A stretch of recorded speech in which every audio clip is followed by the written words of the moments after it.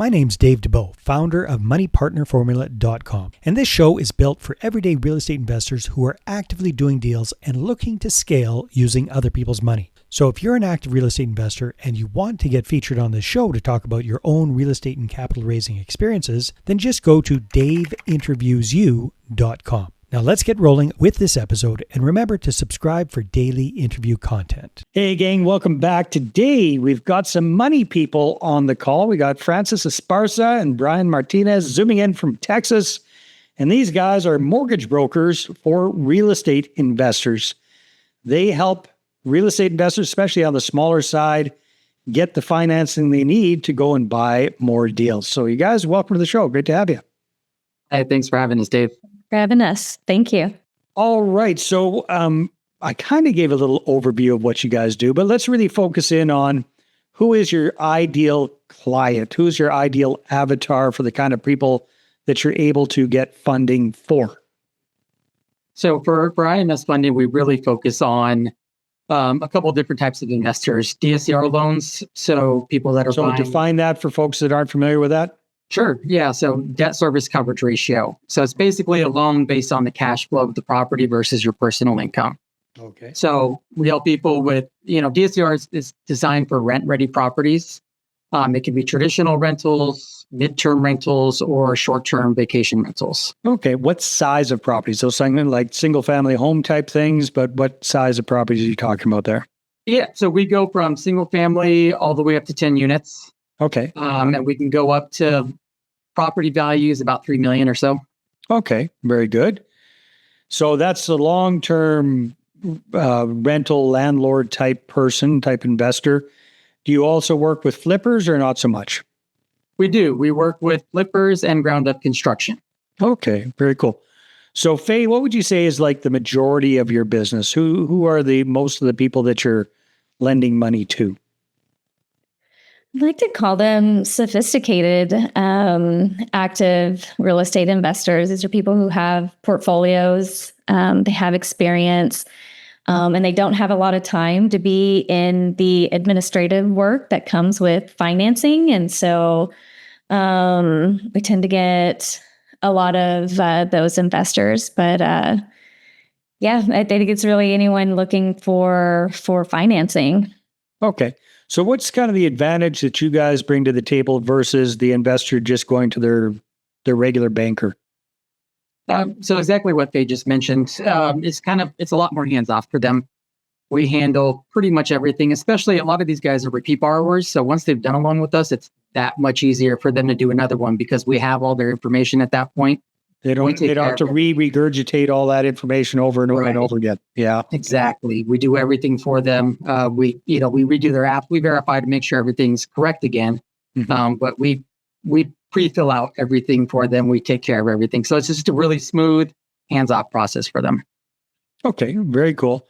What would you say has been one of the more interesting loans that you've helped to get through the finish line lately? Like maybe tell us a story about an investor that's worked with you that was having challenges.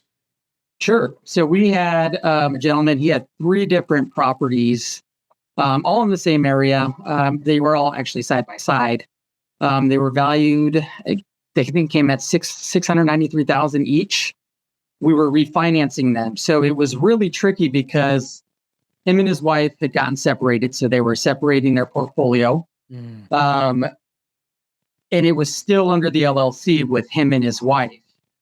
We had to get it we closed under an LLC with him and his sister because his credit was tanking because of all the divorce. It's taken a big hit going on with all that stuff, right? Been there.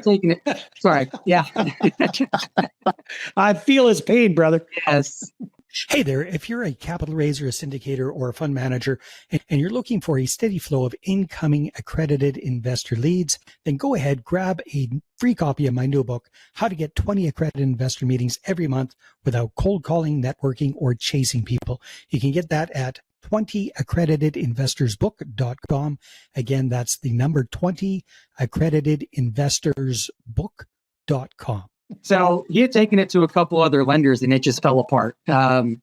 And I think what his experience was, though, is when he went one of them was a retail lender, and his account executive that he worked with didn't get the full picture on the front end, so he couldn't present it to his executive team when that time came, because it became a red flag, because they're like, why is it under these two people's name? And we're changing it to an LLC with this person. We're using her credit, but she's not on the previous one. So it gets very, very complicated, but he just didn't present it in the right way. And that's really kind of where we were able to strive and get it all done for him in a really timely manner as well, because we understood everything. We took in all his information, and then we planned appropriately so we could set the right expectation once it got to management, so they knew exactly what was going on. So it was a very tricky one, but we were able to get it done, which was awesome. Yeah, that's a lot of fun when you're able to help people out in those kind of situations. So you guys are based in Texas. Do you only work with folks in Texas, or do you go multiple states? We go, for the most part, nationwide. There's a couple states we don't cover: Arizona, Nevada, Idaho, South Dakota, North Dakota, and Alaska, I think, are all of them. Okay. And what are some of the biggest mistakes you're seeing potential borrowers making? Maybe I'll ask Faye this one because she's being quiet in the background. Sure. So Faye, what are some of the biggest mistakes you see borrowers making when they're trying to get financing? I really think the appraisals, I think they probably overestimate what the property is worth. And then they do, or their appraisers do? They do. And then when the appraisal comes in, it may not be as a little pie in the sky. Yeah. Right? Yeah. So we try to tell them up front, that it's let's make a real guess, not what we want it to be, what it really is. Going to be a good idea to get the appraisal done first before you're looking for financing? I'm sorry, what was that? Is it a better idea to get the appraisal done first and then start looking for the financing? Oh, not necessarily. And Brian can speak more to that. All right. Hold on. They don't usually come in when I'm in a meeting. I'm sorry. Yes, that's all good. Love it.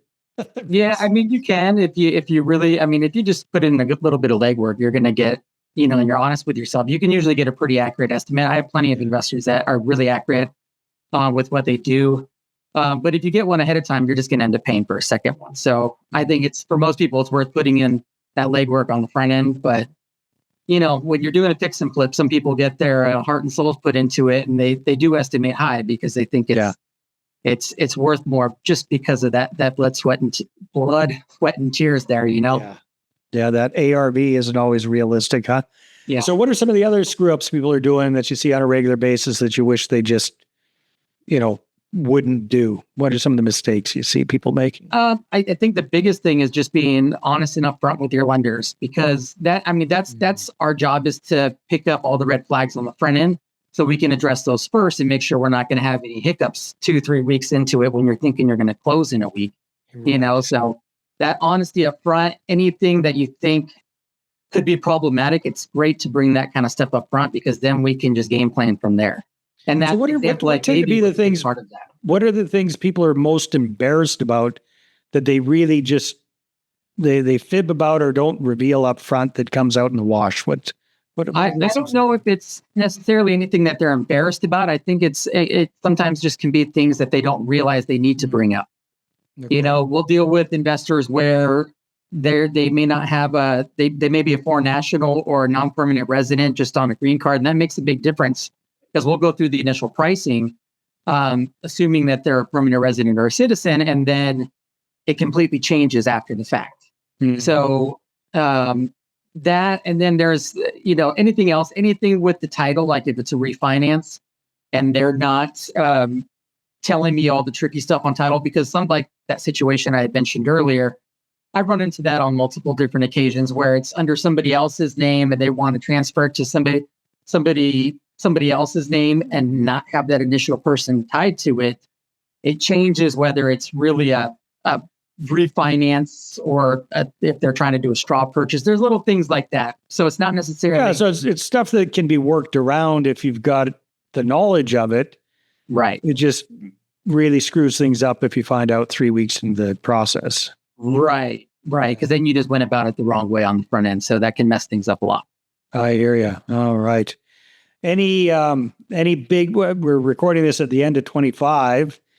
Any big plans for the new year coming up, you guys? Where do you see yourselves taking the business? I'll let you take that, Faye. Yeah, I think we're really trying to scale and launch and really brand IMS Funding. And so we're really excited about that. Right now, we're trying to figure out which marketing company to go with. And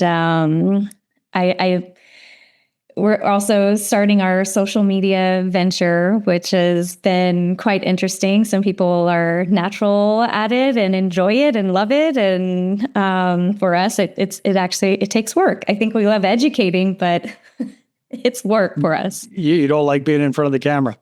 I think social media is just it's not for the weak. It's like Well, you know what? I understand. Not everybody has these, amazing Brad Pitt good looks and, wit and charm and modesty like some of us. Yeah, we can all look like Dave. No, I hear you. It can be challenging. That's for sure, you guys. Well, hey, congratulations on that. So if people are watching or listening to this and they want to connect with you, what's the best way for them to do that?